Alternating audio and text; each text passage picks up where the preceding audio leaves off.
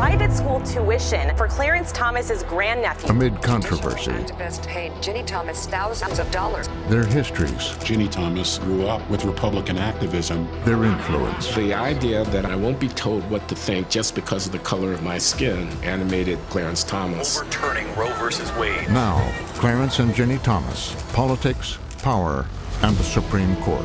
Some people might call it payback, others might call it the fulfillment of his dreams.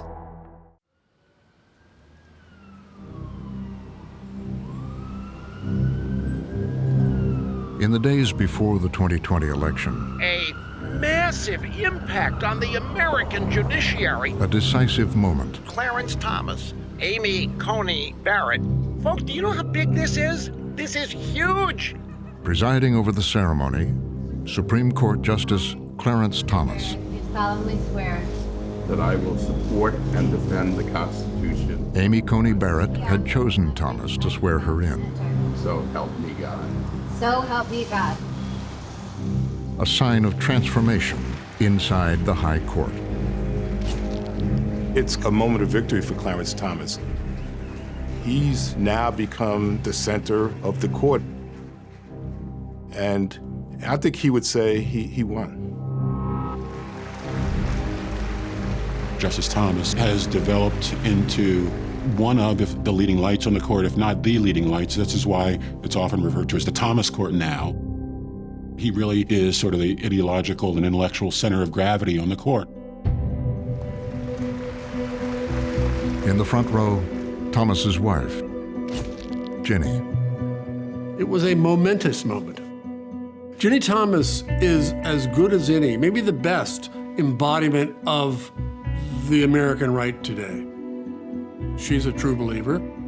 She has always been on the far right. Her politics are all about this politics of fear and anger. That's Ginni Thomas. Two powerful conservatives on the court and in politics, pursuing a shared vision. This duo of Clarence Thomas and Ginni Thomas, they are the it couple of the far right. Two lives, shaped by history.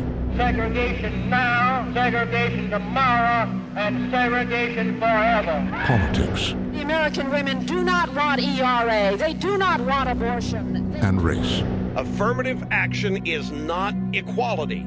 Leaving an indelible mark on America. The conservative majority overturning Roe versus Wade, the right to choose abortion. Challenging the use of race in college admissions, which could have an impact on affirmative action. In a nation freighted with division and upheaval, the Thomases have found their moment. They are one and the same in how they look at their opponents. It's a war with the other side.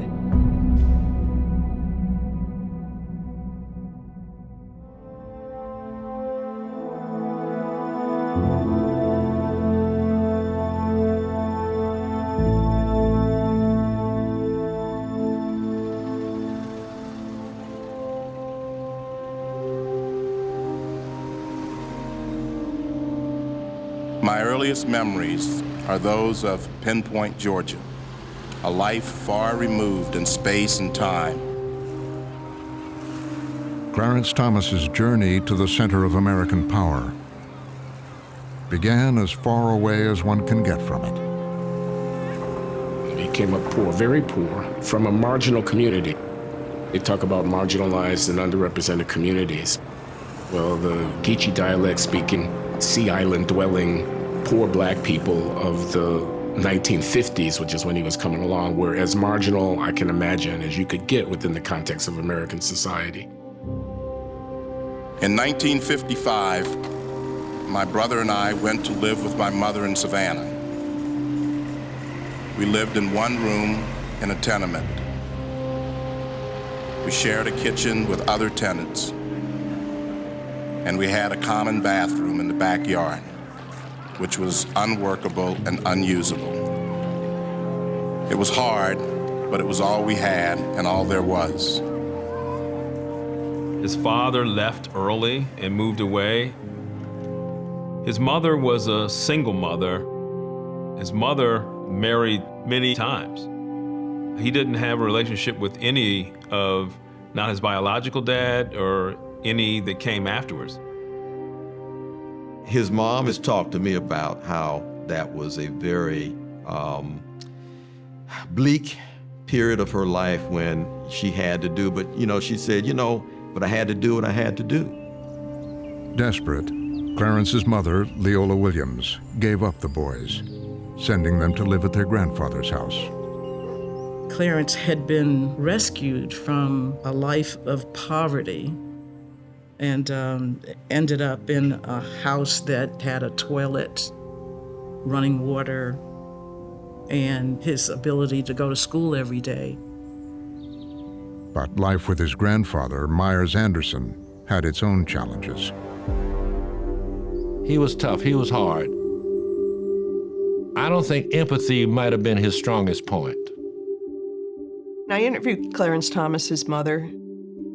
She described that the grandfather would lock Clarence Thomas and his little brother in the hall closet and not let them out for punishment. And he also whipped them with a belt quite routinely. His grandfather beat the two boys quite often, whenever it was that they didn't do something fast enough or well enough. He was physically, mentally, verbally abusive to both of the boys. Probably the unhappiest that he's ever been in his life was the time that he spent in his grandfather's house.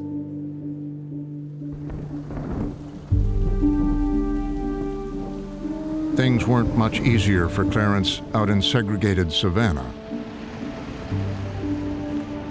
Savannah would have been divided on racial lines. And when I say that, don't just think that I'm talking white, black. We had racial divides among the black community. They had the brown bag rule. Your complexion. It is either equal to the brown bag or lighter. Anything darker, it was ridiculed or derogated in some way. Thomas wrote about it in his autobiography. Most of the insults aimed at me had to do with the darkness of my skin, the flatness of my nose, the kinkiness of my hair, and the way I talked. Such racial slurs stung all the more for having come from my own people.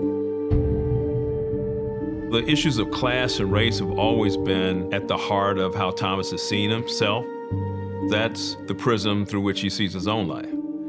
And at every turn, there is a racial dimension to his life that he talks about. Clarence was, frankly, never comfortable around the black people in Georgia. Clarence had been ridiculed by the children in that area around Pinpoint, and he was nicknamed ABC for America's Blackest Child. So from an early age, Clarence really felt estranged, I think, from his entire community. The resentment and anger that can provoke within the darker skinned and blacker individuals also not so pretty. It's a psychologically debilitating aspect of African American experience, this kind of class, color, prejudice that operates amongst Black Americans.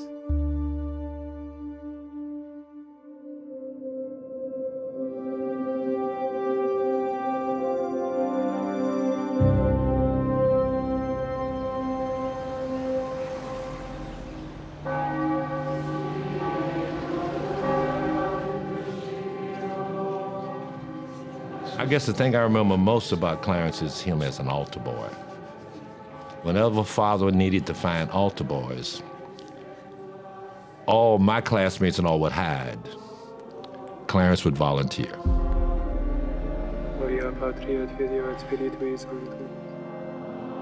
He had a grandfather who was a devout Catholic, and wanted him to have the Catholic experience. His grandfather paid $20 a year for Clarence to attend St. Benedict's School. Our teachers the nuns were called the nuns in Savannah. In other words, they were assigned to educate black kids.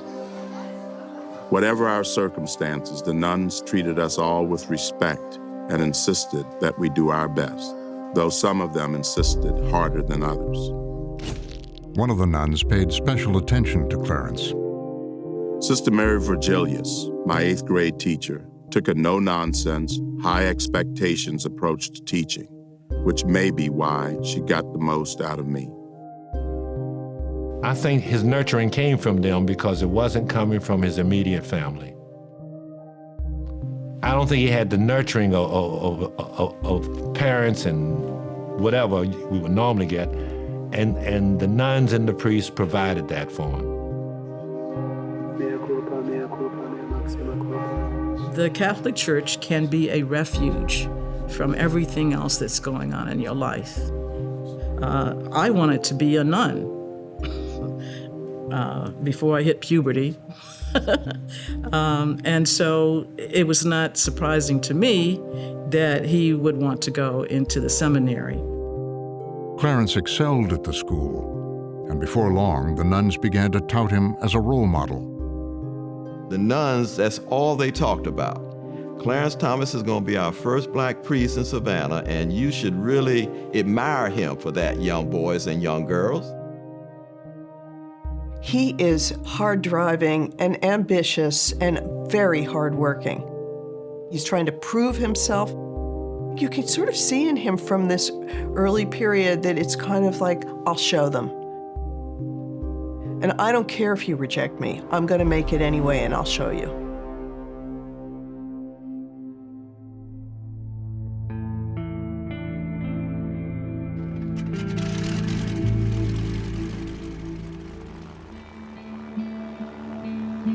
If Clarence Thomas struggled in the segregated South, in the middle of America, his future wife, Jenny Lamp, was living a seemingly picture-perfect life.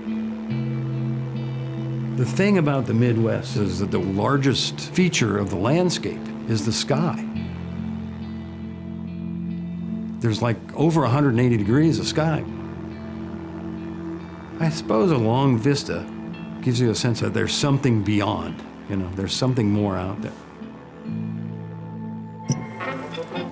Leave it to Beaver. Beaver, what's the matter with your eye? Which eye, Mom? I remember watching Leave It to Beaver and thinking as a child, well, that's my neighborhood. That's where I'm growing up. The kind of American dream locale in the 1960s and early 70s. Kurt Anderson grew up across the street from Ginny. Where we lived was this prosperous, all-white neighborhood, except for the housekeepers and cleaners. It was easy to go for days, weeks, months, forever without seeing black people, frankly, is what it was.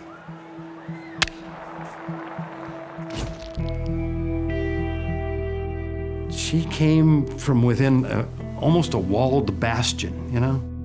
Scott Bange was her high school boyfriend.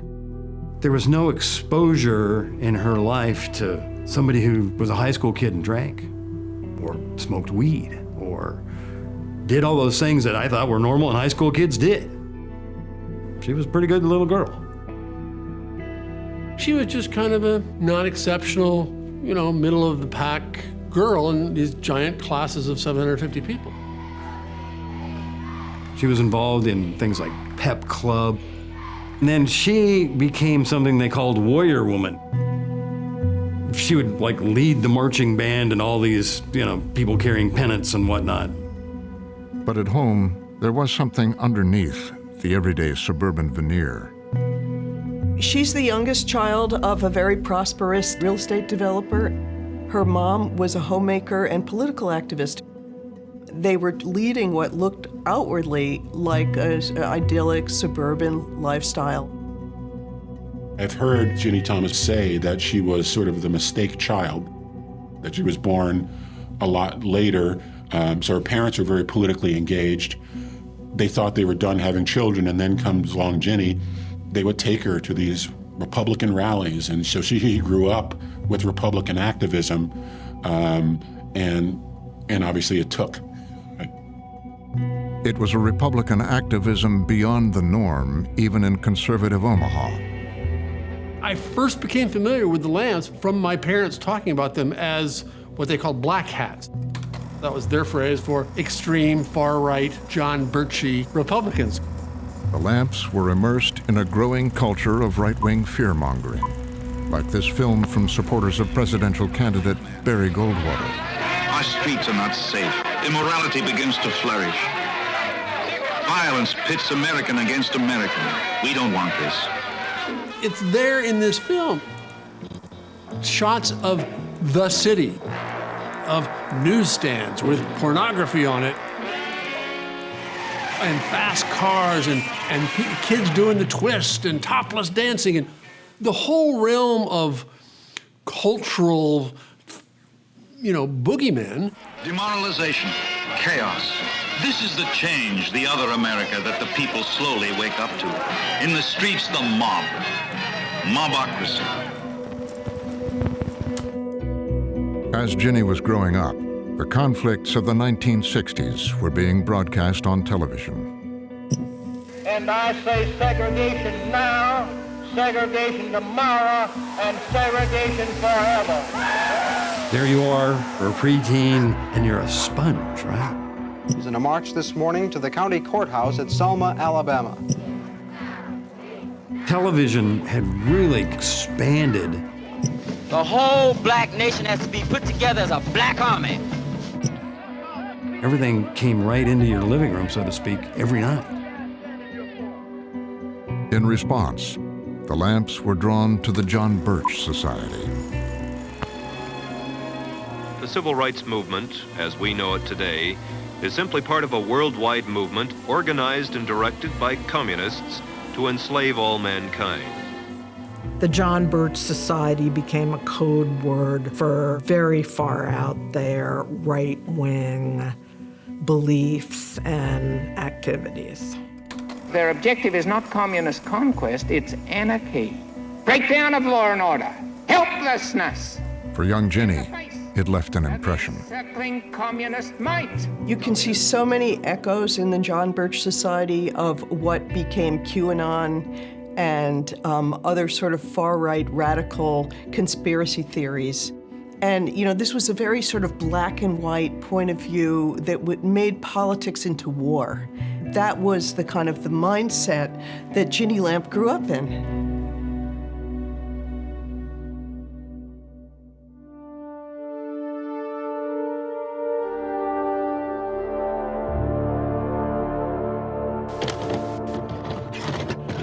In Gullah, the name of this poem is Dem Fo Gals, okay? God stick by chillin'. It got much a good thing fling bout. As a child, Clarence had grown up speaking the language of the enslaved people of Georgia.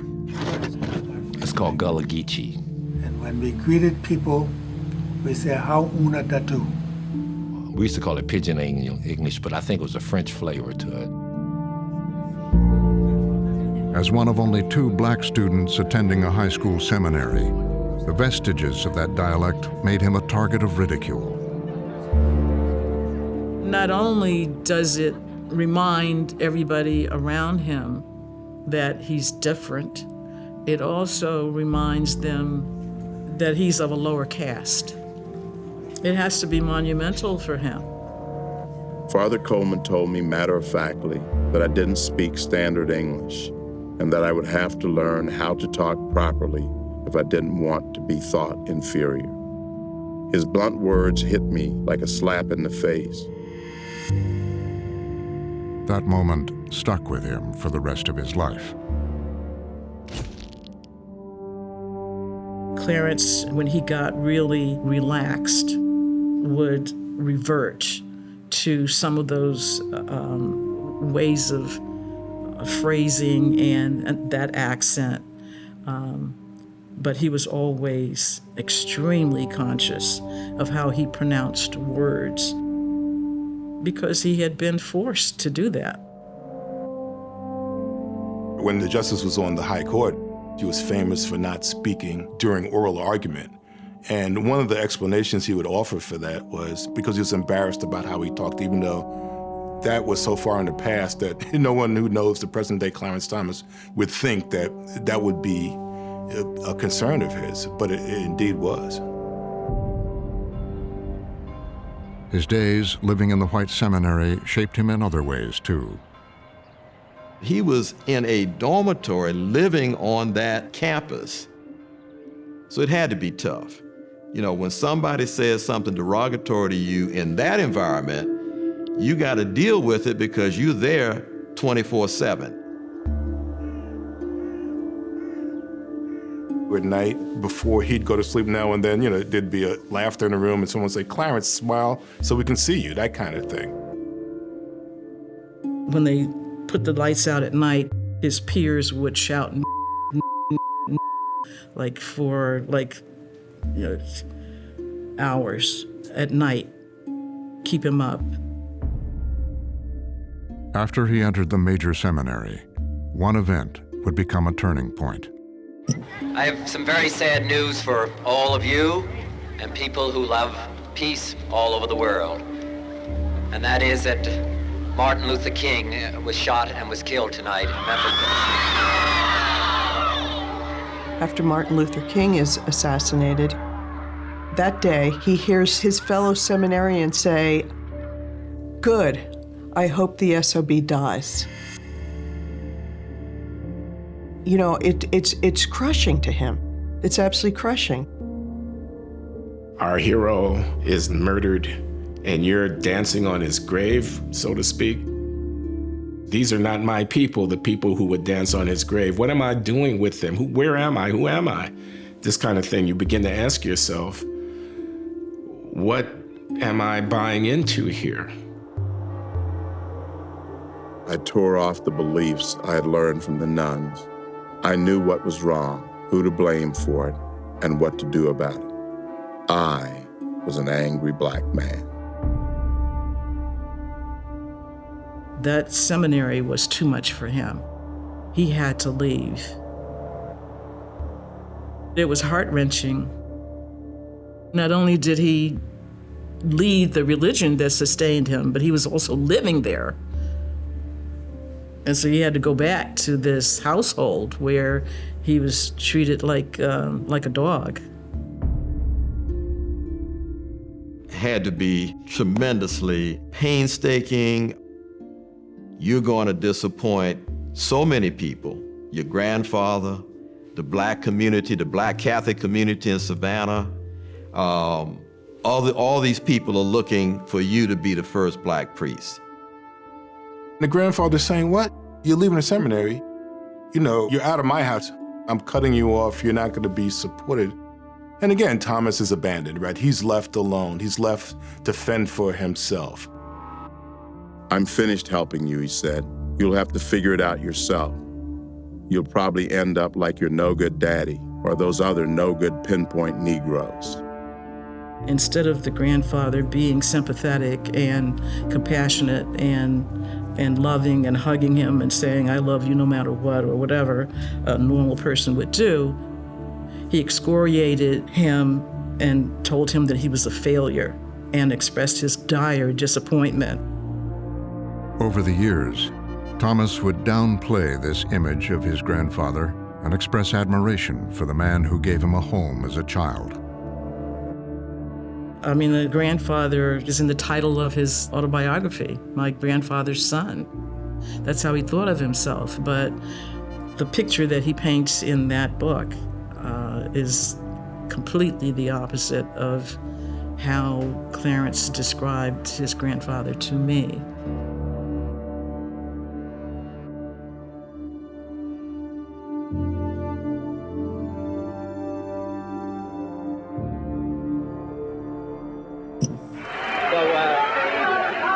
Thanks to all of you, and now let's on to Chicago and let's win there.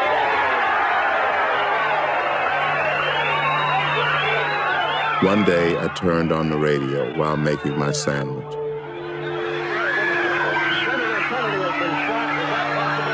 that heard that Bobby Kennedy had been shot. Oh, my God. Senator Kennedy has been shot. I fell to my knees and burst into tears. That's it, Raper. Get it. Get the gun, Raper. Okay, now hold on to the guy. Hold on. I felt the blind, self-destructive rage that haunted so many of the people I knew. The crowd is running, and the police are chasing them into Jackson, into Grant Park. Surely the time for politeness and nonviolent protest was over. Look what it had done for Dr. King and Bobby Kennedy. We aren't going to put up with their nonsense, with their irrationality, with their murder any longer. The more injustice I saw, the angrier I became. We're going to shoot the cops who are shooting our black brothers in the back in this country. That's where we're going. And the angrier I became, the more injustice I saw. And the more I read about the Black Power movement, the more I wanted to be a part of it. Lasima Tusinda Bila Shaka, which means we shall conquer without a doubt. Black Power.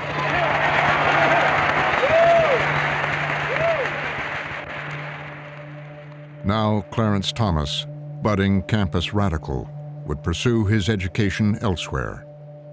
He received a scholarship to a private college in Massachusetts.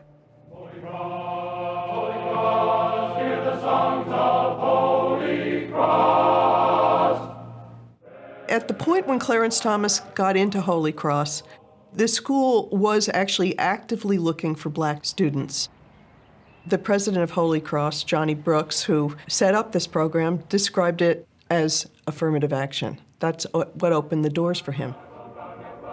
Holy Cross, Catholic, all male, more than 2,000 white students, 27 black students, many of them as frustrated as Clarence was. No, I was pissed off. I had evolved from being hopeful to being pissed off. A lot of young people in America was pissed off, and they weren't seeking a reconciliation, okay? They're seeking a coup, change the whole thing. We all involved in it. I was involved in the protests. He was, literally everybody who went up there. And we, those of us from the South, we were right there with them saying, yeah, man, we want to push. He definitely was inspired by the Black Panthers. He dressed like them, he talked like them.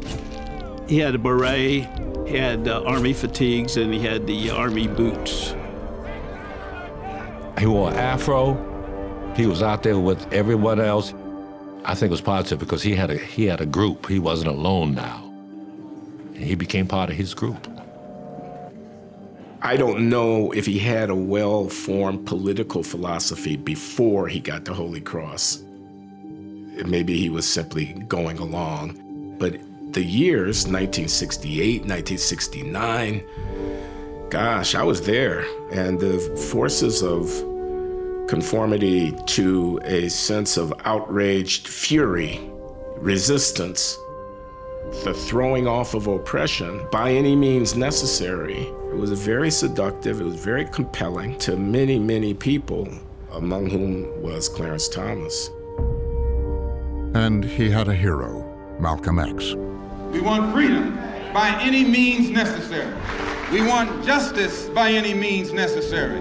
We want equality by any means necessary. He had a poster of Malcolm X in his dorm room. Justice Thomas boasted at one point he had read all of his speeches. And he said at one time he could quote you some of them by heart. I mean, so he really did pay attention to Malcolm X. We are oppressed. We are exploited. We are downtrodden. We are denied not only civil rights, but even human rights.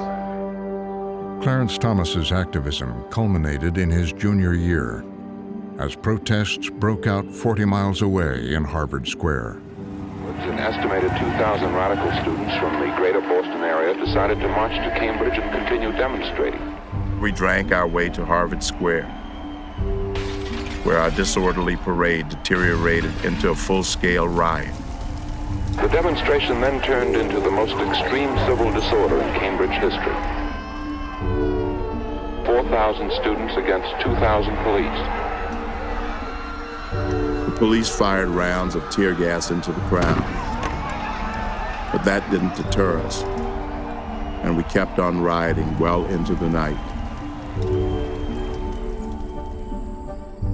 I got back to campus at 4 in the morning, horrified by what I'd just done. All over the United States yesterday, there were anti-war protests, most of them peaceful. One was not at Harvard University last night. Nearly 200 people were injured. 40 students were arrested. I had let myself be swept up by an angry mob for no good reason, other than that I too was angry. It's certainly something he talks about a lot. Here I am in Harvard Square and like this mini riot. Like, what am I doing here, right? What am I doing?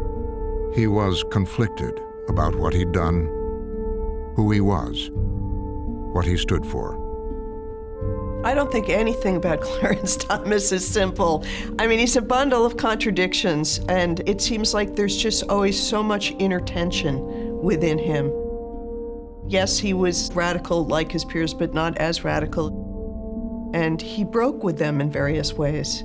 And he's always breaking with whatever the dominant political trope is. He says, you know, he's always talking about how he's not going to do what's fashionable. He wants to be different. He set about remaking himself. Gone was the Black Panther uniform. Proving his grandfather wrong, he excelled at school, graduating near the top of his class. And the next day, he married his college girlfriend, Kathy Ambush. I asked him, why did you marry her? And he said, because she was the first woman who was nice to me. He always had a problem with women. He regarded himself as not attractive at all. He regarded women as being pretty mean to him or indifferent to him. And this was the first woman who did not show that. So he married her.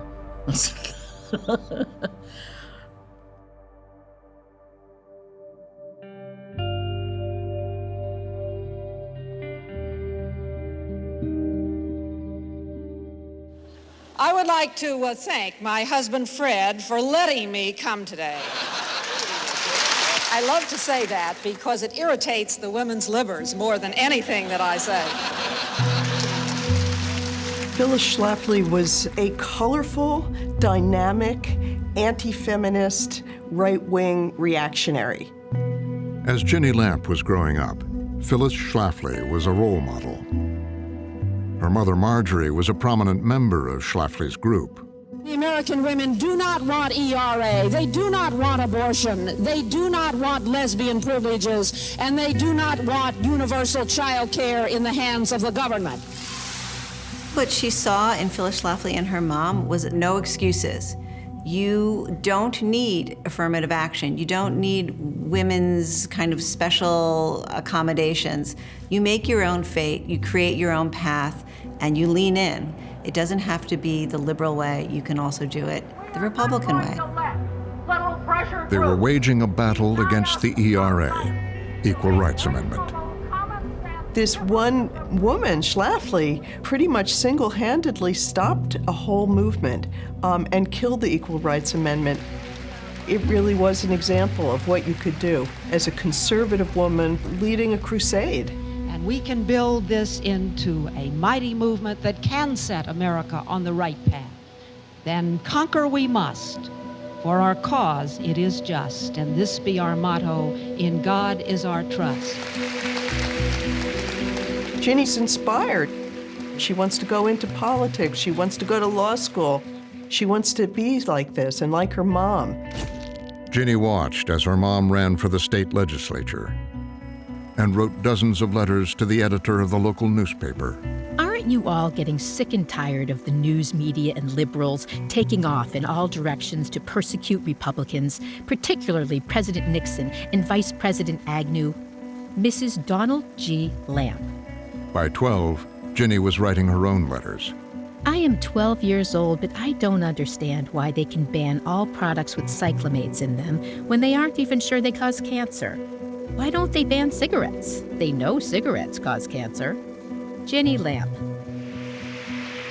She would become a page at the Republican Women's Conference. To you, the great silent majority. Following her mom to see Richard Nixon. My fellow Americans, I ask for your support. Instead of, as so many teenagers do, faced with that at that time, reject it and go get high and wear jeans and tell their parents to get out of here, she obviously embraced it and kept embracing it and never stopped embracing it. It's simply saying, yes, Mom and Dad, I'm just like you and I'm proud to be just like you. In many families, you don't talk about politics at the dinner table, right? But that was important to her parents. And it leads to that manichaeistic view between good and evil. And if you look at things in terms of good and evil, you end up angry, you're bitter, you don't accept defeats. And so it takes you to a really dark place when politics is your focus.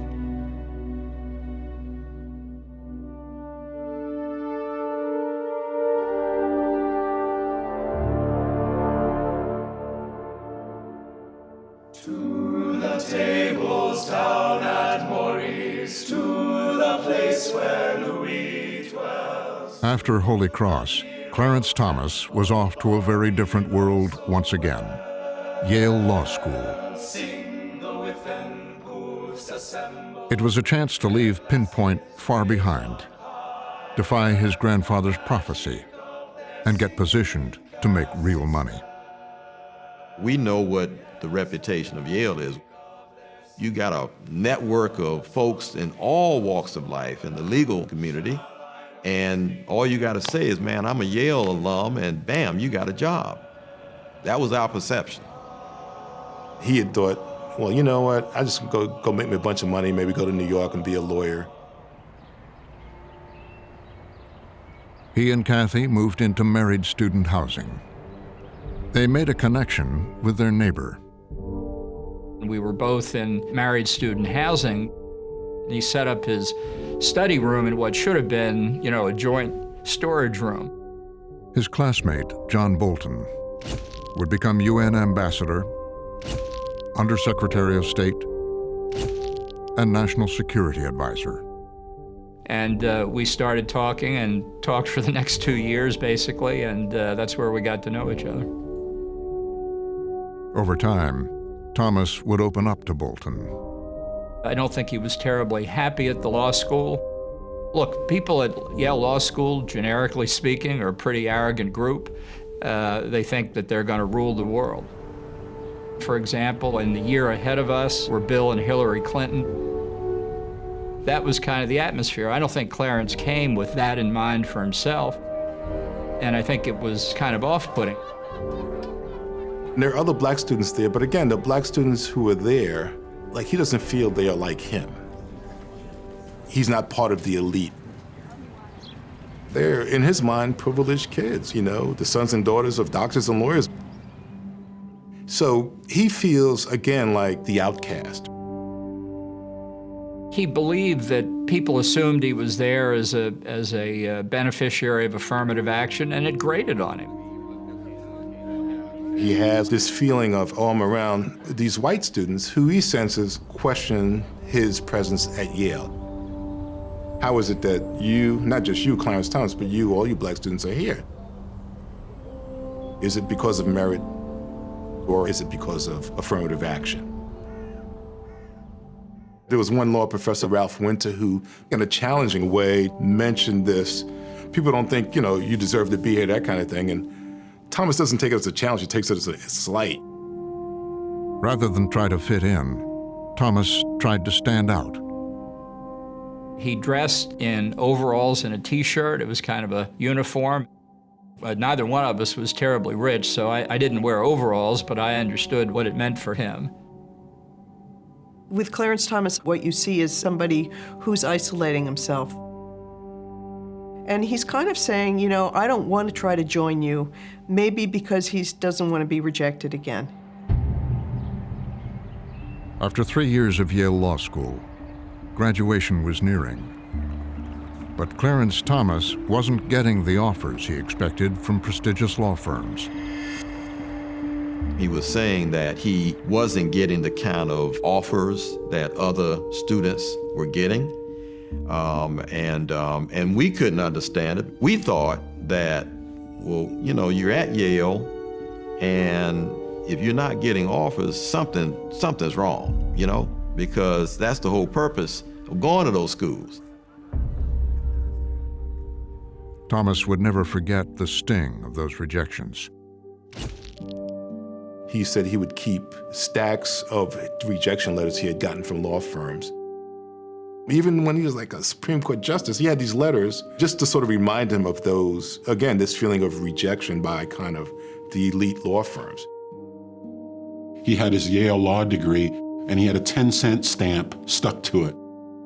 You know, like a 10-cent price tag stuck to it. Because he's like, yeah, this is what it's worth, right? 10 cents, right? No more. He came to blame affirmative action for the rejection he felt. Now I knew what a law degree from Yale was worth when it bore the taint of racial preference. I was humiliated and desperate. He thought that his degree was devalued, that he didn't get the same kind of cachet out of the degree once he was looking for a job and trying to move in his career. He assumed that others were assuming that it's a Yale law degree, but with an asterisk next to it. I disagree. I disagree totally. Orion Douglas had a strikingly similar academic journey to Clarence Thomas's.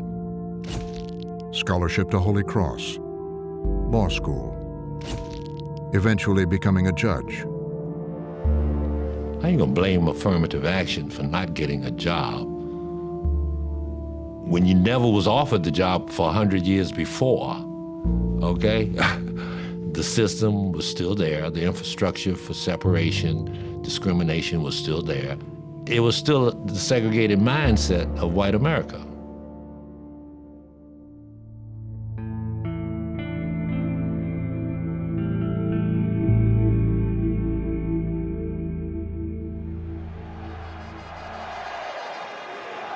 Ronald Reagan's presidential campaign rocked the world of conservative Republicans. They called it a revolution, and Ginni and her mom were there, watching as Reagan used a catchy phrase to describe it. For those who've abandoned hope, we'll restore hope and we'll welcome them into a great national crusade to make America great again. Ginni headed to Washington, hoping to do her part, break into politics. I spoke to her brother, Russell, and he said, you know, Mom was a big politician and Ginni wanted to be like Mom. And I think Ginni actually came to Washington thinking that she might run for Congress one day. She was prodigious. She worked very hard, morning, noon, and night, and certainly didn't need anybody to light a fire under. She was very, very anxious to perform and to deliver. She was young, she was fairly new to Washington. She was someone who wanted to do things in the world, wanted to accomplish something, had a sense of being on a mission. But Washington was a far cry from life in Omaha.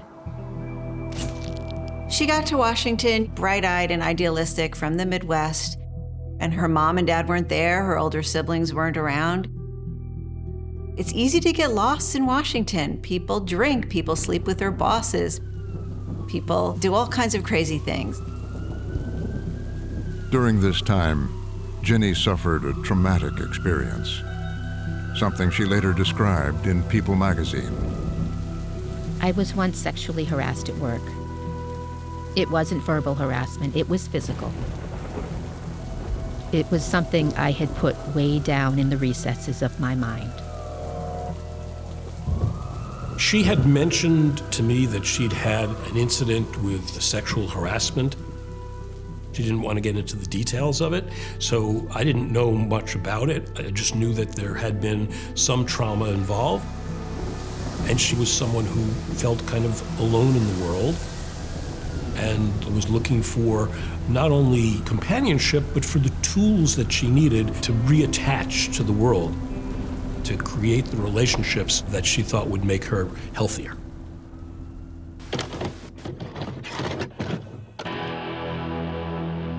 She was drawn to a controversial self-help group called Lifespring. In your life, up until now, whether you consider yourself successful or not, you've really done the best you can. This program is an invitation for you to open up new areas for success. The program gave her a sense of belonging, a group of other searcher-type people who felt lost or lonely, who now came together and go through a deeply intense experience of exposing their emotions to one another, hugging a lot, crying together. It does not hurt, it feels wonderful. I'm okay. She was deeply impressed. She felt that she had been reborn almost. It was a spiritual, religious experience for her. At first, Ginni was feeling pretty good about it and felt like it was maybe, strengthening her. But then there were some troubling exercises.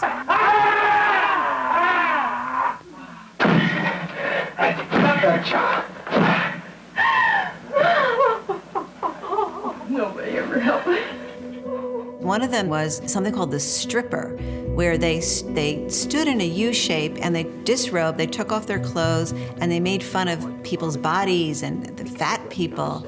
And she realized that this was sort of more than just spiritual journey, that this was some kind of cult-like stripping down of the self, and it was dangerous.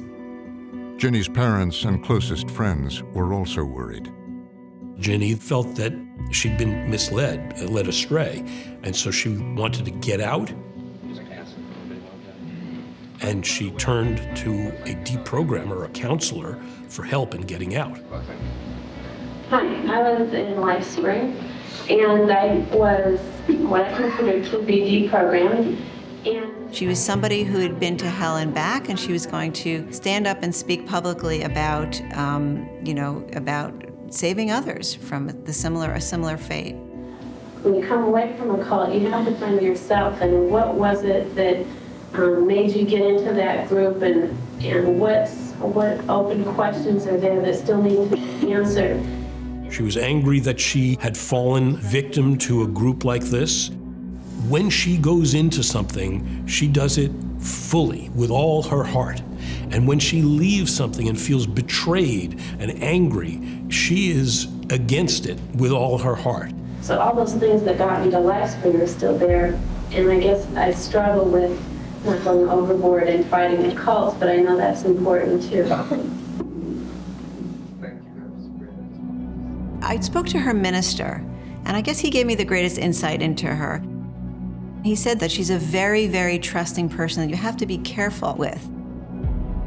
He told me that he thought it was that kind of trusting quality that led her to Lifespring, that she believed in them until she was burned.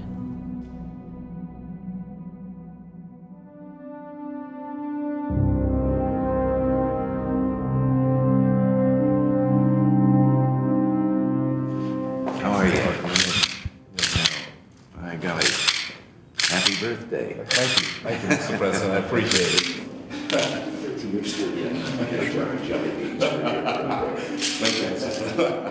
Thank you very much, Mr. President. I appreciate it. He was 38 years old in the Oval Office with the President of the United States. He's one of the highest-ranking African-American officials in the government. And he's seen as someone, certainly on the rise. People already are eyeing him, thinking, well, maybe we could get this guy prepared for a Supreme Court seat. He'd paid his dues by being the front man for Reagan on issues of race. I think that the president has really been treated unfairly in the media with respect to his views of minorities. Especially affirmative action, which Thomas came to see as deeply flawed and insincere. Where you do run into the conflict is when you have a system set up under the guise of affirmative action that is called preferential treatment. He's playing the role of a black conservative. He's playing the role of a black Reaganite. The president has been singularly supportive. He supports us where it counts.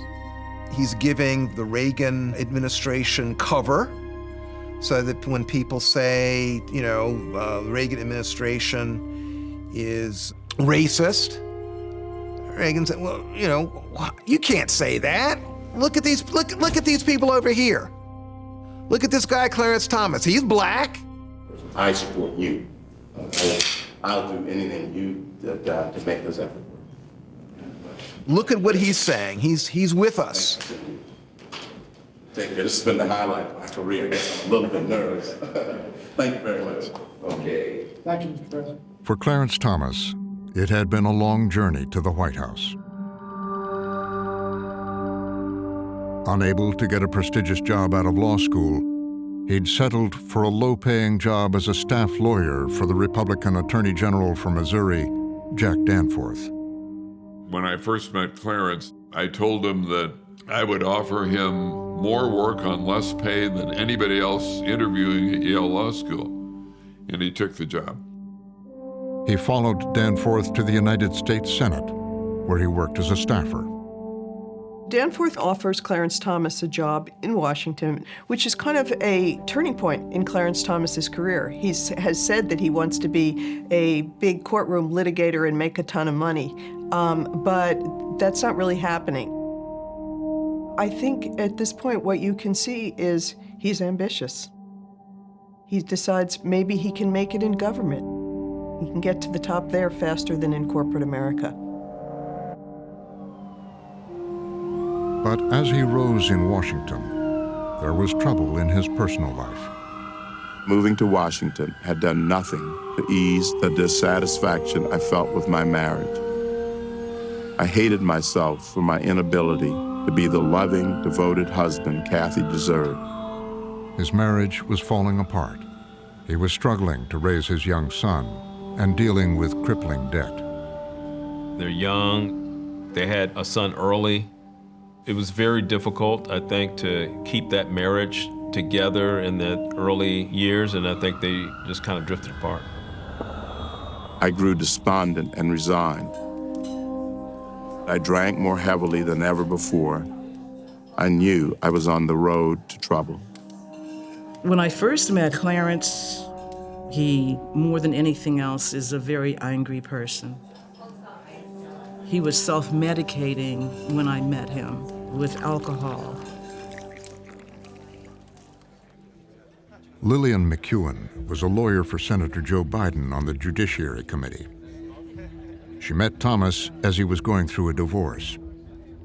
Clarence was in the midst of a lot of changes in his life. And so I would pretty much just listen to whatever it was that he had to say about his childhood, about what was going on with him. As they began dating, Lillian found Clarence to be ambitious and determined. I would say that every act that Clarence performed at work and socially was always geared toward getting ahead and making sure that he was doing what was necessary to take the next step, whatever that was. The idea has already occurred to him by 1981 that if he plays his cards right, he could be on the Supreme Court. He's telling people that. 1981, this is so long before it happens, but he's got a plan in the back of his mind, and he knows that he needs to keep doing the right things, punching the right cards, meeting the right people, making the right friends, and it might happen. One important step, he had joined a small circle of conservative black Republicans. You're an ambitious, black person. You have a Yale Law School degree. Makes a lot of sense to go where the line is shorter. So it's a long line with the Democrats. A lot of people over there. Much shorter line with the Republicans. He'd been tilting conservative since leaving law school, and now began to flesh out his conservative ideology. He reconnected with his former Yale classmate. At one point, he said, "Can you send me some books or something that might be worth reading?" And so I put together a bunch of things I thought he might be interested in reading and sent him out. I think he went through clearly an evolution. He had certainly become much more conservative, really outside of Yale Law School, out in the real world. You've heard about Clarence Thomas, but not by name. He is one of the black people now on center stage in American politics. He is a Republican. Thomas would put himself in the spotlight, making controversial comments in the Washington Post. Thomas is also a man who has a sister on welfare back in his home state of Georgia, but he feels that he must be opposed to welfare because of the dependency it can breed in a person. She, his sister, gets mad when the mailman is late with her welfare check, he says. That is how dependent she is. What's worse is that now her kids feel entitled to the check too. They have no motivation for doing better or getting out of that situation. It hit pretty hard. Folks in Savannah, their first reaction was, why would you talk about your sister in public? You know, we don't do that. That's not Black Savannah. You know, if you got something to say about your sister, you don't like what she did or whatever, you don't publicize that.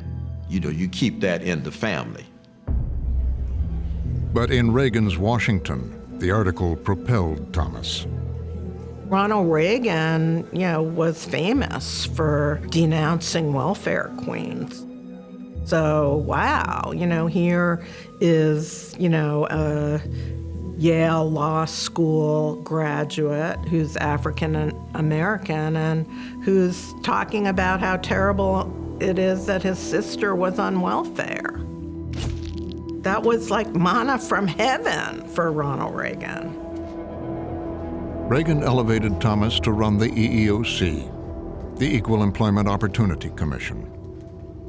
This is a real journey that Clarence Thomas makes from modest, humble origins to the top of one's profession and ultimately to a leading position in American government. Now, for the first time in his life, Clarence Thomas was in charge. But people who knew him then saw disturbing changes. His personality, his aggressiveness sexually, everything changed. He became a different person after he got that job. He stopped drinking alcohol, so he was not self-medicating anymore. And his mood swings were quite obvious. He never really seemed to be anyone who took any particular joy in anything unless it was denigrating someone or somebody, and then he'd just guffaw after he made such a comment. Angela Wright was Thomas's communications director. I think he really, really wanted to just sort of prove to conservative white people that, he was their guy. He just took such pride in denigrating Black people. He is taking stereotypes and laughing at them and making white people feel comfortable in his presence because he's the first one to make the racial joke. He comes up with derogatory nicknames for people. He bullies some of the weaker people. He makes fun of them. He's supposed to be running an organization that protects, for instance, older people in the workplace. And he tells his underlings to get rid of an older guy in the office because he's too old. He says he's got one foot in the grave and the other on a banana peel. There was a woman on his staff who was a little person. And I remember him specifically saying, forgive my language, but this is what he said. She got that big ass. Despite the fact that sexual harassment was against the law, people just let it roll off. Eventually, Thomas fired Angela Wright, and Lillian McEwen concluded she'd had it with Clarence. I just couldn't tolerate it anymore. I didn't like what he was becoming. I didn't like the speeches that he was giving. I didn't like the positions that he was taking. I didn't like the embrace that he was getting from the most horrible people in the Republican Party. I couldn't tolerate it. This was his plan. This was his karma. This was how he wanted to go through the world. But I wanted nothing to do with it.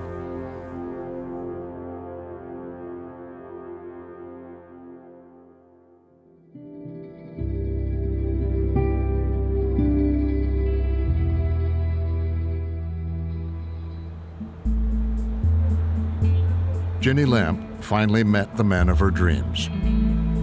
We first met in the spring of 1986 at an affirmative action conference in New York City. Clarence was then EEOC chairman. I was a labor relations attorney at the U.S. Chamber of Commerce.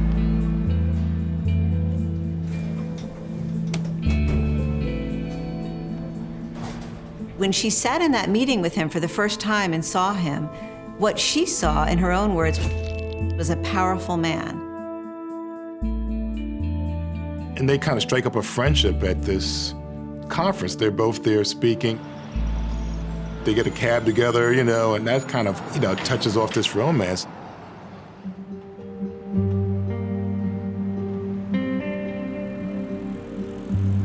She shared a taxi with him to the airport. When she asked him, how do you feel about being a black man in the Reagan administration?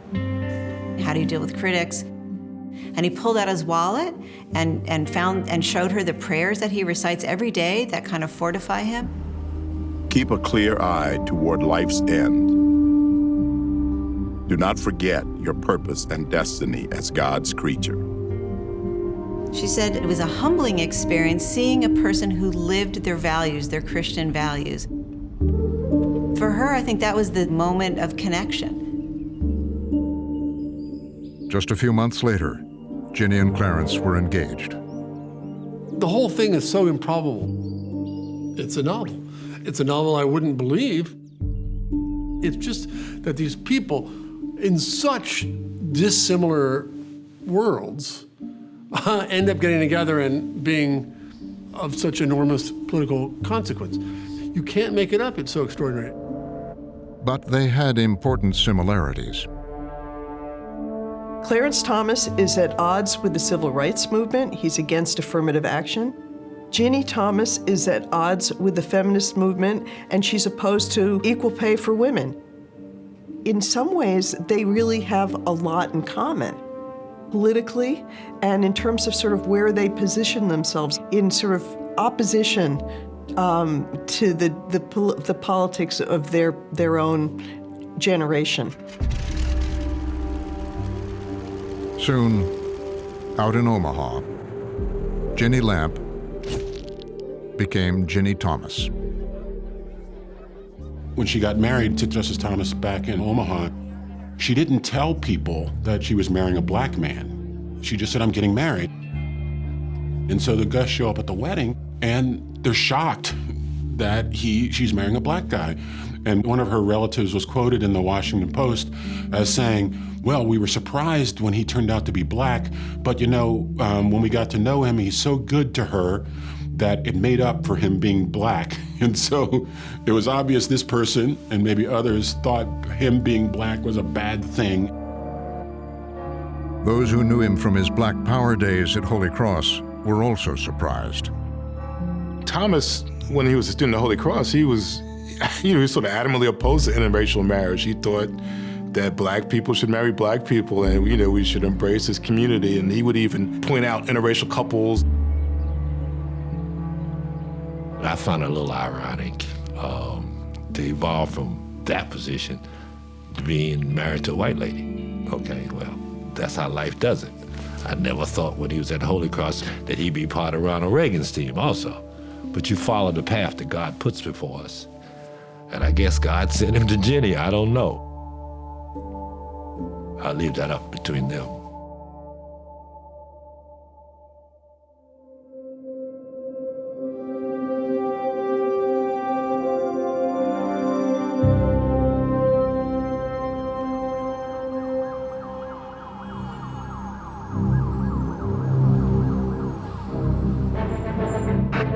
Our a stunning decision at the Supreme Court.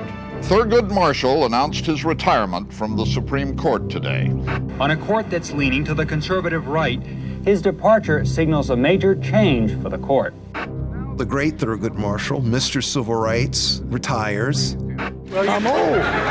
I'm getting old and coming apart. The search is on for a Supreme Court nominee with the retirement of Justice Thurgood Marshall. Is the president expecting pressure to appoint another black American? You bet he is, Peter. I think that pressure is bound to be forthcoming. The Washington rumor mill is gone into overdrive this morning, trying to think. President Bush said he would pick someone representative of all Americans. But should that person be black? Well, I am very pleased to announce that I will nominate Clarence Thomas to serve as Associate Justice of the United States Supreme Court. Clarence Thomas is nominated. Now, immediately there's certain things that happen that, get my attention. First, did race have anything to do with this? What I did was look for the best man, and the fact that he is black and a minority has nothing to do with this in the sense that he is the best qualified at this time, and we have. Well, who believes that? Clarence Thomas stands to be one of the great beneficiaries in American life of affirmative action. President. He was only 43 years old. He'd spent just 1 year as a federal appeals court judge. But he'd built a strong reputation as a conservative and strong connections with Washington Republicans. He got there through networking. He was in the right place at the right time. He had the right support people behind him. He was connected pretty well. He had settled on the 43-year-old appeals court judge, Clarence Thomas, replacing the court's first and only African-American with another African-American. Reaction has been flowing and ricocheting ever since. Clarence Thomas is a self-made man with many self-made enemies. Liberals have been scared about Clarence Thomas for years. What impact will Clarence Thomas have on the High Court? I thought I'd be able to sneak in. Oh, sure.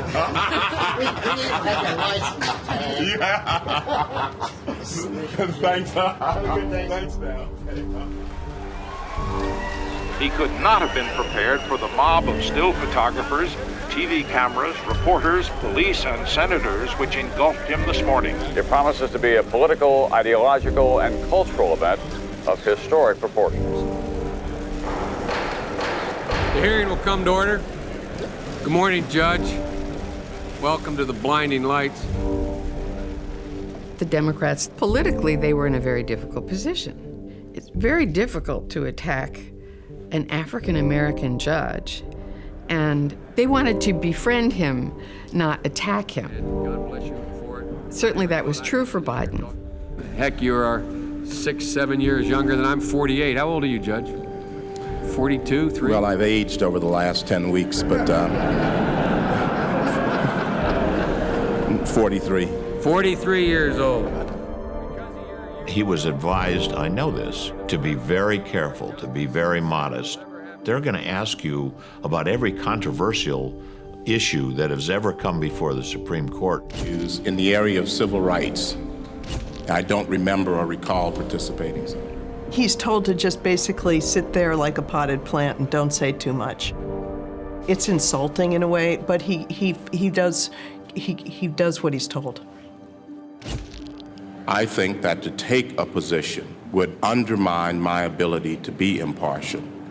There did come a point at which people said, well, hold it. Maybe you don't know enough to be a justice. Would undermine my impartiality, really undermine my ability to be impartial. It was just laughable.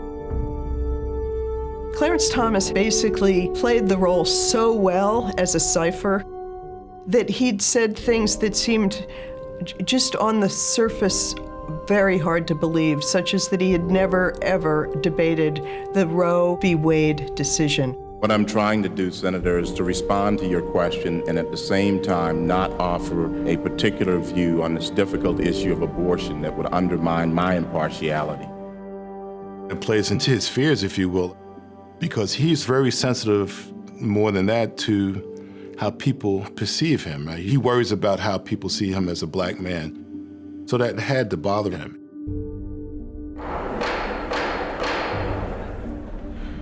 But as the hearings concluded, it seemed like confirmation was imminent. Senator Jack Danforth had shepherded Thomas through the process. I can remember thinking, well, we've got, however many votes. There was no question that he was going to get confirmed, so we've got this. So I just felt, I didn't feel threatened that there was any threat at all. Clarence Thomas ran into trouble today. Questions are growing over charges of sexual harassment against Thomas. The FBI did indeed interview Anita Hill, a former subordinate of Thomas's. The effect was to create chaos and a great deal of uncertainty about what would happen to Clarence Thomas's nomination. With the potential for political explosion on Capitol Hill. It was one of those explosions where no one in Washington knew what was going to happen, not even the White House. Trouble today for Clarence Thomas. Enough trouble that some senators are calling for a postponement of this week's confirmation vote. These 11th-hour sexual harassment charges stunned Washington. Hill emphasized she has nothing to gain by making allegations against Thomas and resents those who question her motives. I went out to his house. There was a big media stakeout outside of his house. That was excellent. Excellent driving. And so I went in. I have never had an experience like that. Ever. Still haven't. Because he was a broken man. He was just broken. He couldn't sleep, according to his wife. He was in a fetal position in bed. He couldn't eat. And it was, boy. I mean, to see somebody you care about suffering that much. And it was just terrible. I lay across the bed and curled up in a fetal position, tired beyond imagining. I felt like a marathon runner who had hit the wall. All my reserves were used up. The stage is set for what everyone anticipates will be a brutal hearing. Later that week, Anita Hill testified. Now in the nation's capital and before the world, an emotional dispute of historic proportions. Professor, do you swear to tell the whole truth and nothing but the truth, so help you God? I do. Thank you. Mr. Chairman, Thomas was at home. members of the committee, He told Ginni he wouldn't watch, my name is Anita F. Hill. but she did. His conversations were very vivid. He spoke about acts that he had seen in pornographic films involving such matters as women having sex with animals and films showing group sex or rape scenes. It was incredibly compelling television. You know, she was gorgeous, composed, obviously projecting sincerity. On other occasions, he referred to the size of his own penis as being larger than normal. And he also spoke on some occasions of the pleasures he had given to women with oral sex. He said that if I ever told anyone of his behavior, that it would ruin his career. There's an anger and suspicion that washes over Ginni Thomas. She sees others attacking her husband, attacking her, attacking their core beliefs. She sees that outside world that's attacking her as something that needs to be beaten down, as something that needs to be destroyed. It was spiritual warfare, good versus evil. We were fighting something we didn't understand. We needed God. It's a reprisal of the kind of ideology Ginni Thomas had from her Birch Society days. They regarded their opponents as enemies and practically, satanic. So she says, you've got to fight back against the sort of evil tormentors. That night, the Thomases traveled back to the Capitol, to Jack Danforth's office. We sat with Thomas, with Jack, Danforth, Thomas. There weren't very many people in the room. And I just looked over and I said, did this happen? He said, I'm torn to bits. This didn't happen. And I told him my theory of political life: an attack unanswered is an attack believed. Not only that, but agreed to. And he was teary. I told him that he should go up and look at the senators, and Senator Ted Kennedy was on that program, and he should quote the Bible, and he should say, "Judge not that you be not judged, condemn not that you be not condemned," senators. He wouldn't say that. Thomas had something else in mind. He just sat there in my office, and it was darkened and it was quiet. That was when he said to me, "Jack, you know what this is? It's a lynching. It's a high-tech lynching." I said, "Clarence, if that's the way you feel, go up and say it."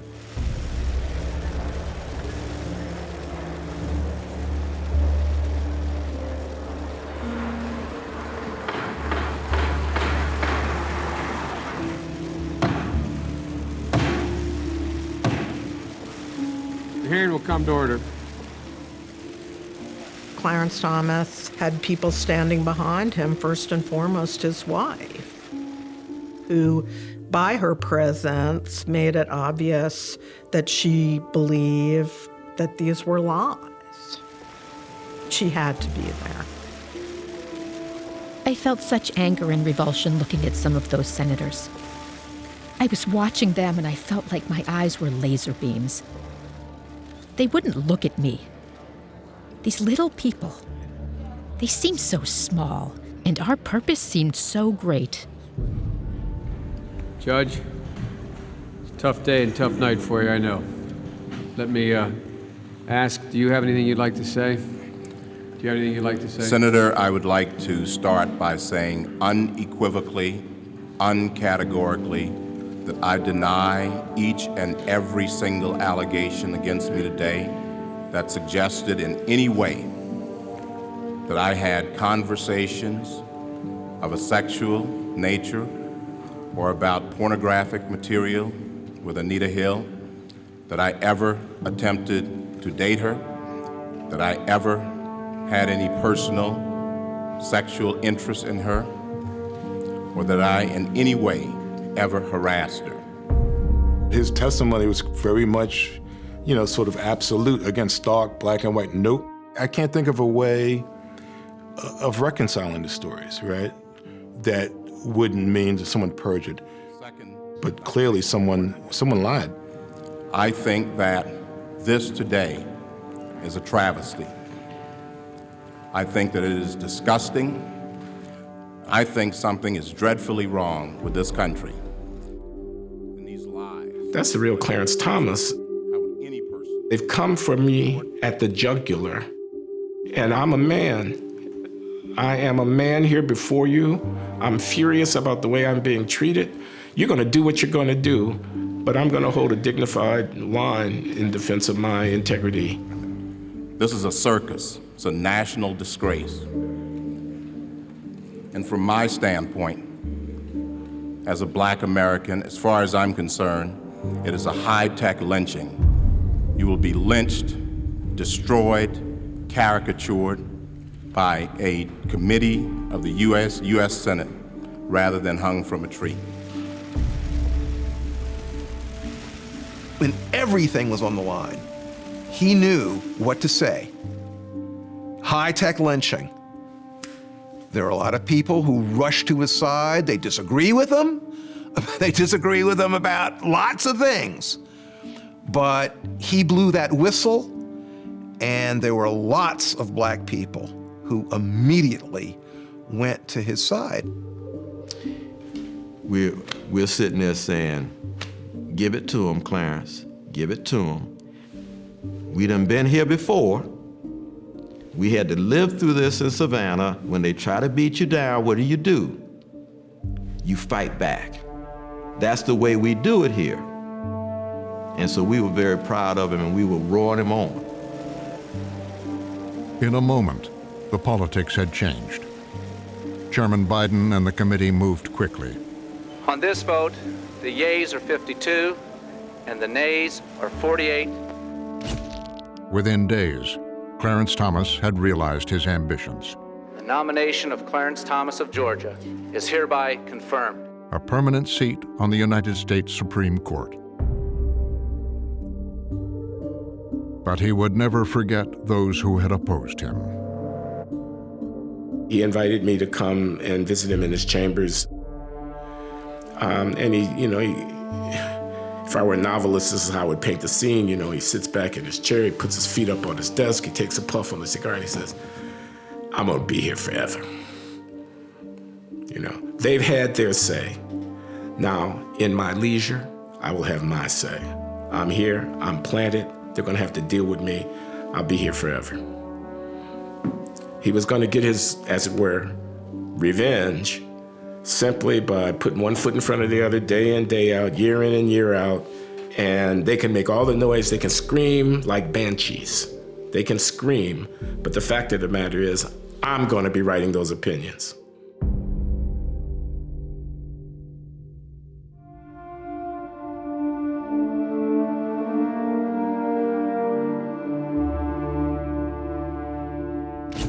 Spoke about acts that he had seen in pornographic films.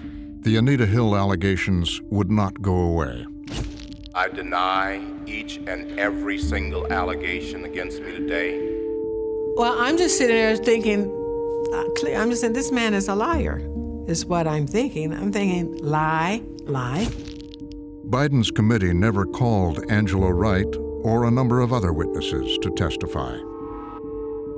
The comments range from pressing me about why I didn't go out with him to remarks about my personal appearance. Anita Hill is probably telling the truth, because I can remember him asking me what size my boobs were, asking me about going out with him, even though I'd expressed no interest in going out with him. There were other women, and they didn't get a chance to testify. There was the speechwriter, the older woman, Rose Jourdain, who talked to Angela Wright about her experiences. There was a woman named Kay Savage who was willing to describe that she'd gone to Clarence Thomas's apartment and that he had a huge interest in pornography. I deny that I had conversations about pornographic material with Anita Hill. Watching as well, Lillian McEwen, who dated Thomas during his time at the EEOC. Clarence is one of those guys who look at women as sexual objects. That's it. And he doesn't bother to hide it. He talked about pornographic materials depicting individuals with large penises or large breasts. He had stacks of magazines with pictures of genitalia and also women's huge breasts. That was pretty much what was men's and women's genitalia. That was pretty much what his collection consisted of. For others, it was the little details that stood out. He went over to his desk to get the Coke, looked at the can, and asked, "Who has put pubic hair on my Coke?" I heard him say that before. He said it before. We were in the Hogan Campus Center, and a group of us black students were walking by, and he says, "Oh, look, is that pubic hair on the Coke can?" Those were the exact words he used then, and I heard it later on when Anita Hill spoke it. So I believe what she said. She was telling the truth. He liked adult films. He made jokes Thomas is inappropriate and things like that, that all stack up on Anita Hill's side of the ledger. So, I think if I had to say who lied, it was Thomas. Both Anita Hill and Clarence Thomas were under oath. So one of them was perjuring themselves.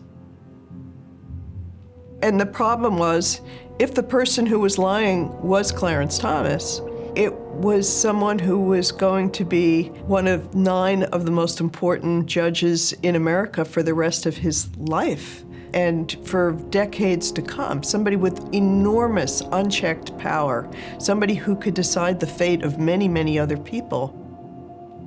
So much was hanging in the balance, and it has ever since.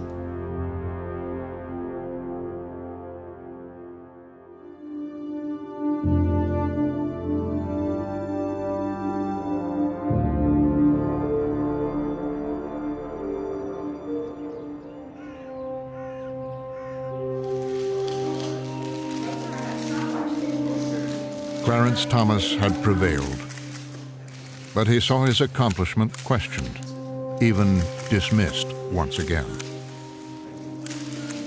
Immediately after that confirmation in the early 1990s, I can remember some of these commentators dismissing him, writing him off, giving him the back of his hand, calling him second-rate, stupid, incompetent, venal, and whatever.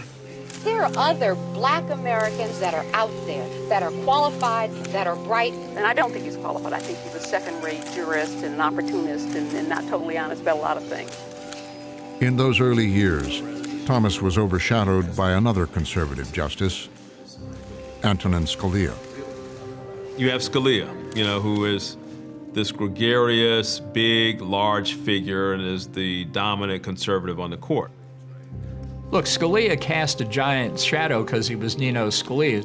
He is one of the most powerful intellects ever to sit on the United States Supreme Court.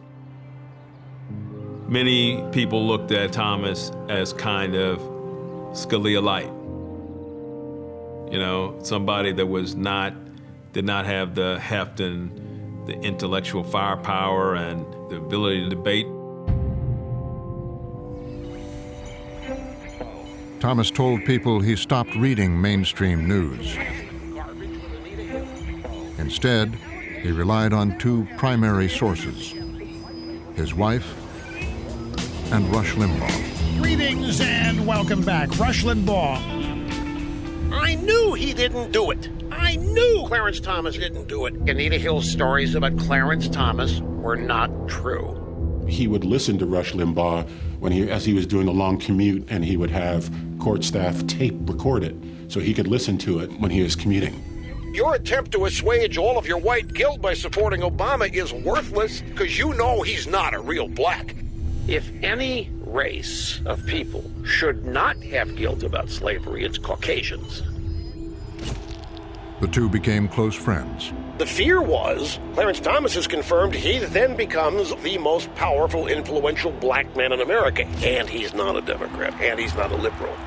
Thomas even presided over one of Limbaugh's weddings.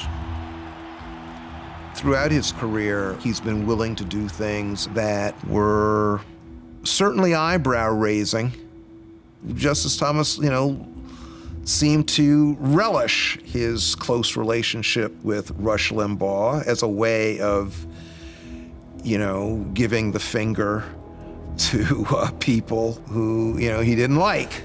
A misogynist is a guy who hates women almost as much as women hate women.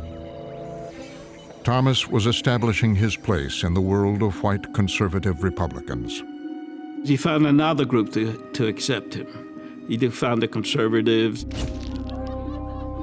He found the powerful. He found the rich. He found all these other people who will accept him. And not necessarily because they like him, but because he's powerful. One of those wealthy conservatives was Harlan Crow. Harlan Crow has given millions of dollars to Republican candidates. And Crow has taken a special interest in funding groups that are involved specifically in trying to shape the law and the courts, trying to sort of push the law in a conservative direction. Their friendship was commemorated with a painting. This was a painting that Harlan Crow commissioned. We have Clarence Thomas and Harlan Crow both smoking cigars, and across from them is Leonard Leo. Leonard Leo is one of the leaders of the Federalist Society. He is widely regarded as, a principal architect of the Supreme Court and the judiciary's turn to the right. Crow even helped fund a documentary that aired on PBS promoting Thomas as a humble man. One of Clarence's biggest loves is when he can get away from Washington, D.C. and be on the road in his motorhome. I don't have any problem with going to Europe, but I prefer the United States. I prefer the RV parks. I prefer the Walmart parking lots. I come from regular stock, and I prefer that. I prefer being around that. But out of the public eye, Thomas was living a very different life. Harlan Crow has been taking Clarence Thomas on luxury vacations really around the world for more than 20 years. So we're talking flights on his private jet, cruises on his very, very large yacht in places like Indonesia and New Zealand, stays at Harlan Crow's resort up in the Adirondacks. Compared to somebody that's a partner at a big DC law firm that might be making $2 or $3 million a year, like these Supreme Court justices are paupers. Thomas could not afford to take the kinds of vacations that Crow is taking him on. Crow has denied any wrongdoing, and Thomas says he wasn't required to disclose who paid for the trips, which were worth hundreds of thousands of dollars. It shows that he is comfortable accepting largesse at a scale that has no known precedent in the modern history of the U.S. Supreme Court. And Crow paid tens of thousands of dollars for Thomas's grandnephew to attend private boarding schools. Crow also purchased Thomas's childhood home directly from him and other relatives. After Crow bought Thomas's mother's house, she continued to live there for about going on 10 years now, which obviously puts Crow in the rather unusual position of being the landlord, effectively, to a sitting Supreme Court justice's mother. Crow even gave Ginni Thomas's conservative advocacy group $500,000. It paid her a salary of $120,000. When you have a friendship, even if it's a genuine friendship, and there's an enormous amount of money being spent by one party on gifts and real estate deals, that pushes the relationship into a totally different light. Crow and Thomas described their relationship as a normal friendship, but their ties have raised questions about the High Court's independence. And Thomas's opinions have often been in line with the conservative politics of his friends. In Gore v. Bush, he provided one of the crucial 5 votes for delivering the White House to the Republicans. The Democrat Party accused the Supreme Court of being rigged for Bush.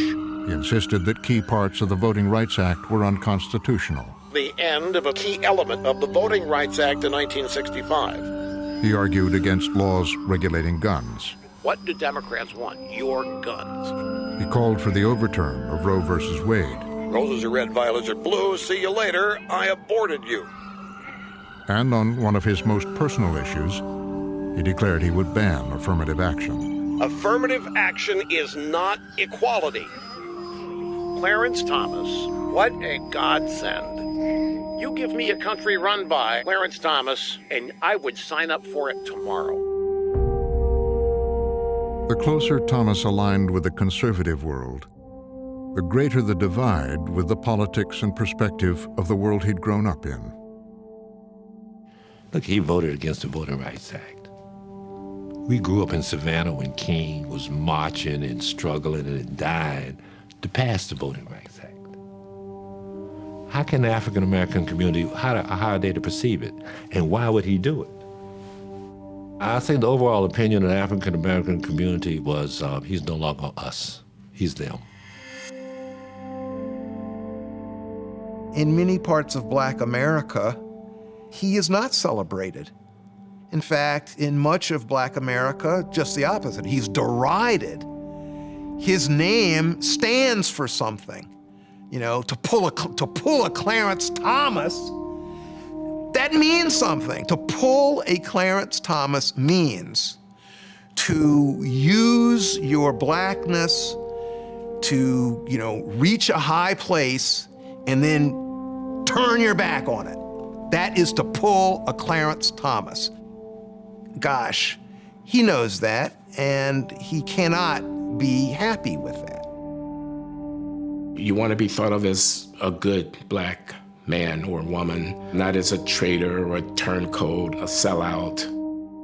On the other hand, the idea that I will think for myself and I won't be told what to think just because of the color of my skin is one that very powerfully animated Clarence Thomas. If somebody's going to tell me I'm not Black because thinking for myself, I arrived at certain conclusions that they didn't like, you question my authenticity, you question my legitimacy, I take umbrage at that. I don't appreciate that.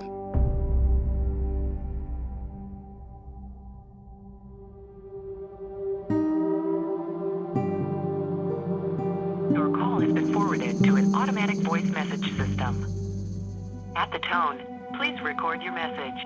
Good morning, Anita Hill, it's Ginni Thomas, and I just wanted to reach across the airwaves and the years and ask you to consider something.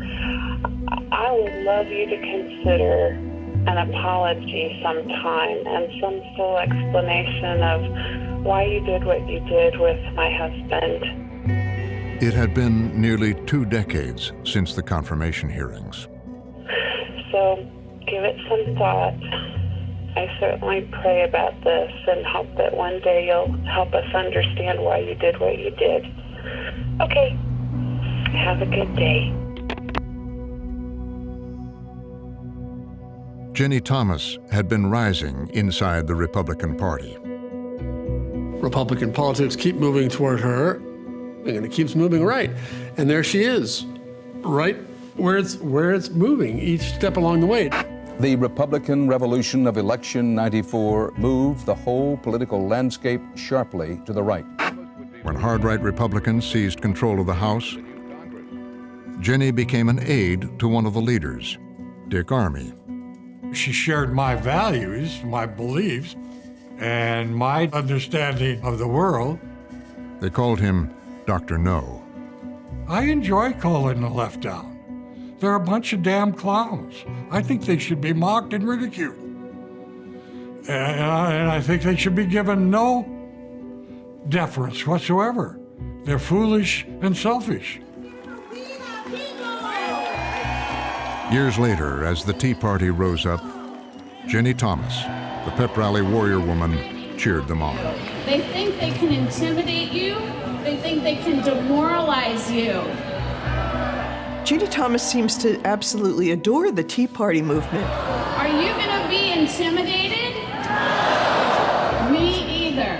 Are you going to be demoralized? Me either.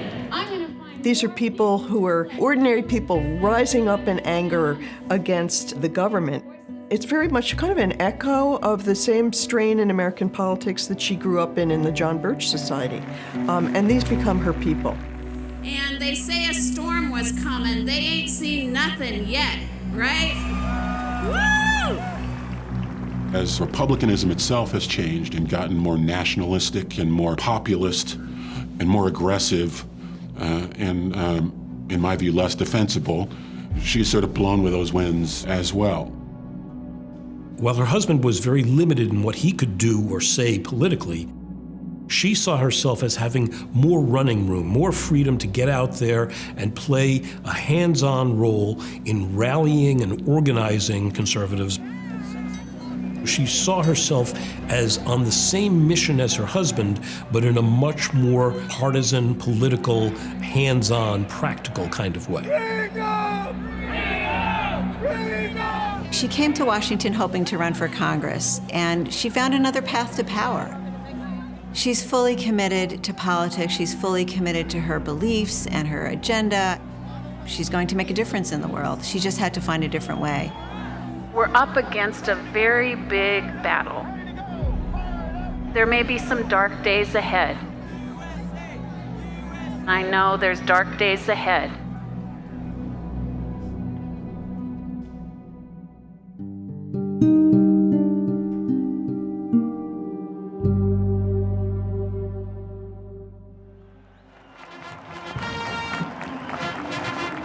Please raise your right hand and repeat after me. I, Donald John Trump, do solemnly swear. Clarence and Ginni Thomas's power reached a new level when Donald Trump was elected president. Our radical Democrat opponents are driven by hatred, prejudice, and rage. They want to destroy you, and they want to destroy our country as we know it. Donald Trump is a divider who, very much like Ginni Thomas, sort of sees America's political divisions as fights, wars, good versus evil. The radical left are trying to rip our nation apart. We're up against a fascist left, and so this is a battle. They're coming for my husband, they're coming for President Trump. What's interesting is she became a voice for pushing Trump even further to the right. May we all have guns and concealed carry to handle what's coming, by the way.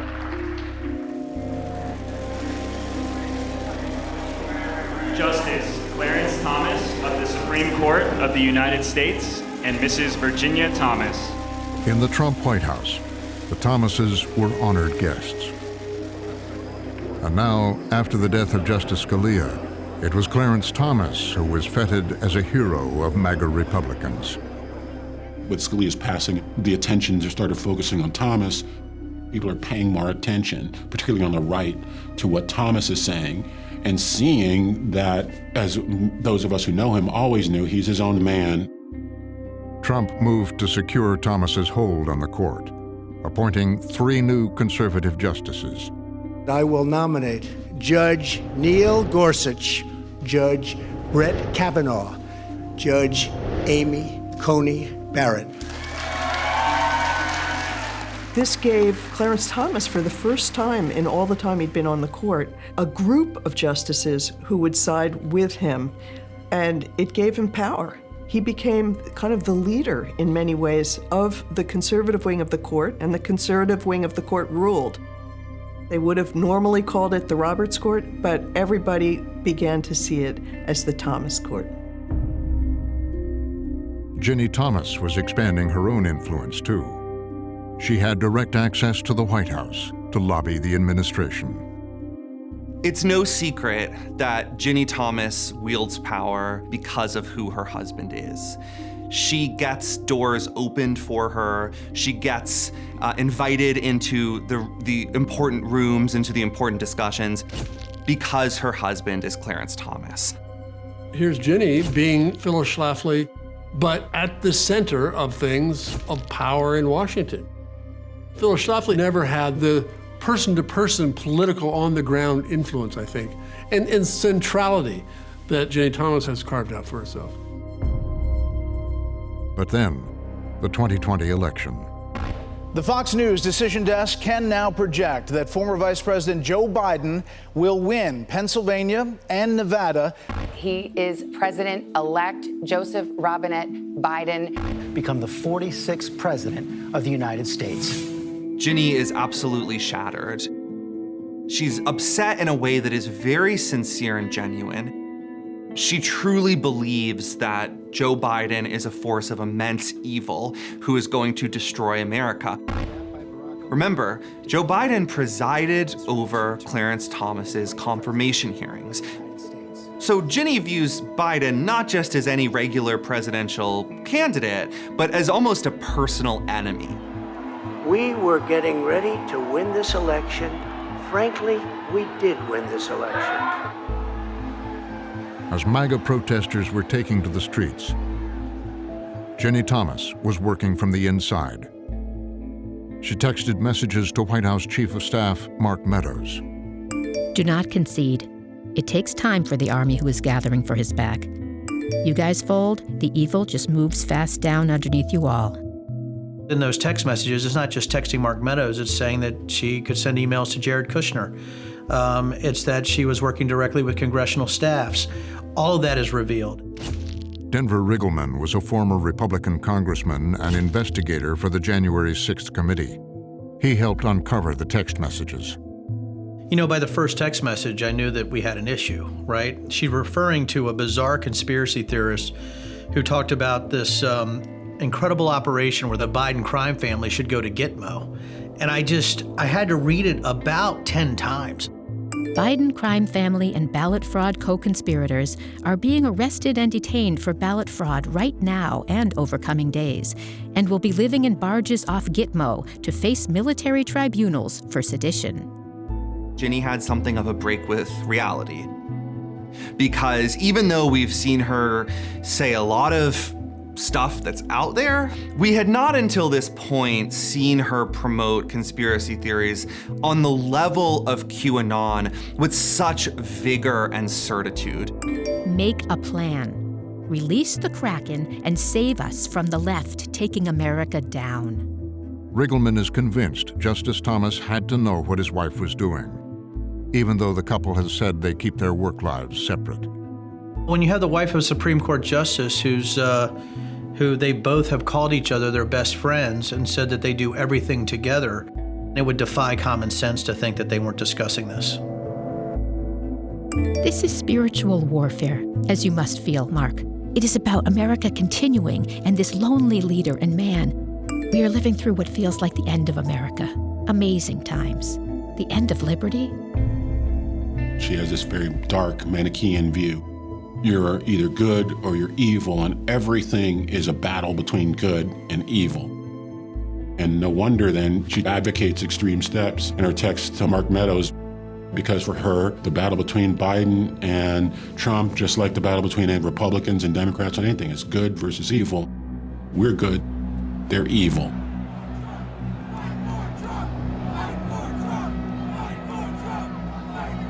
On the morning of January 6th,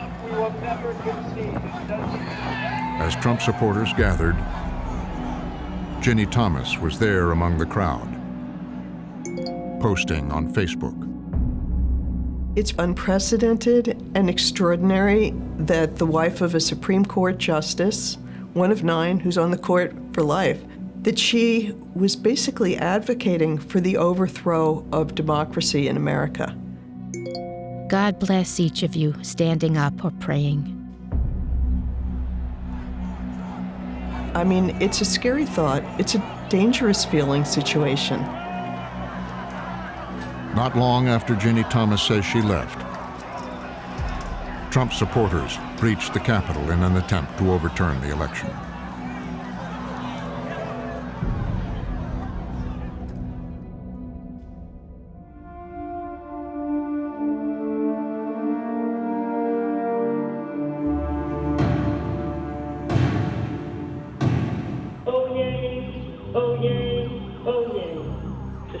Court of the United States is now sitting.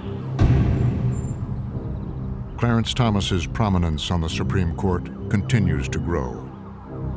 Just as Trump is leaving office, Thomas is coming into his own and commanding a true majority on the court.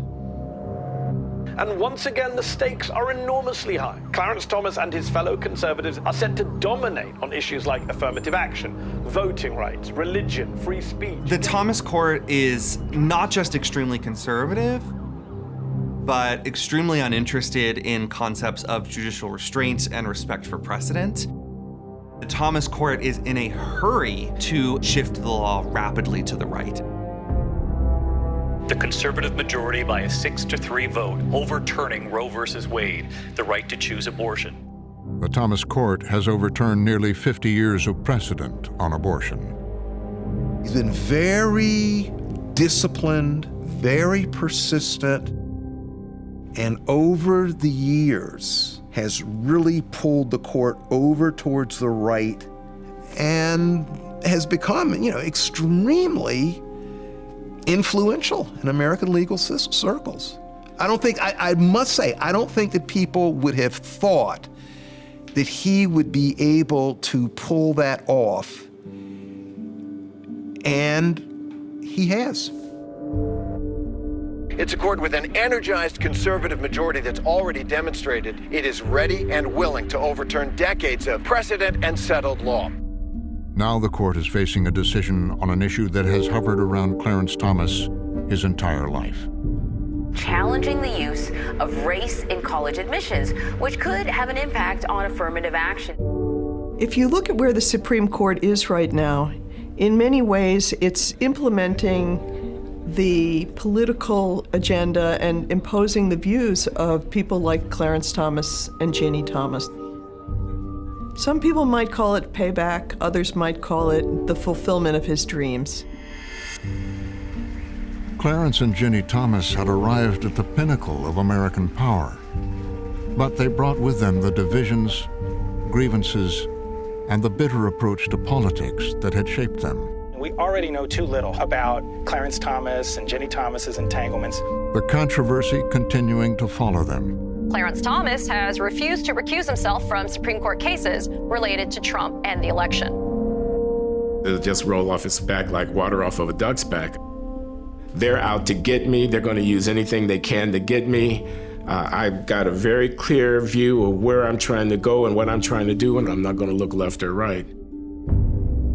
Ginni Thomas has publicly denied any conflict of interest between her activism and her husband's work. Their personal scandals. In Clarence Thomas's case, this is not the first ethics incident, even in recent years. Now fueling doubts about the legitimacy of the court itself.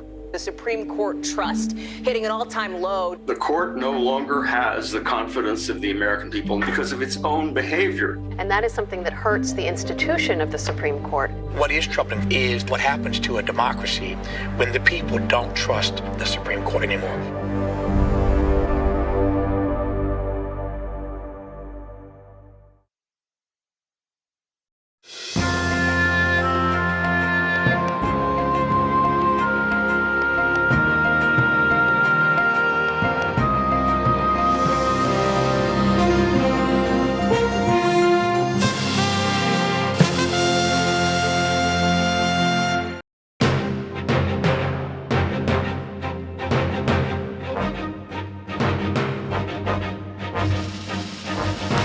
For more on this and other Frontline programs, visit our website at pbs.org/frontline.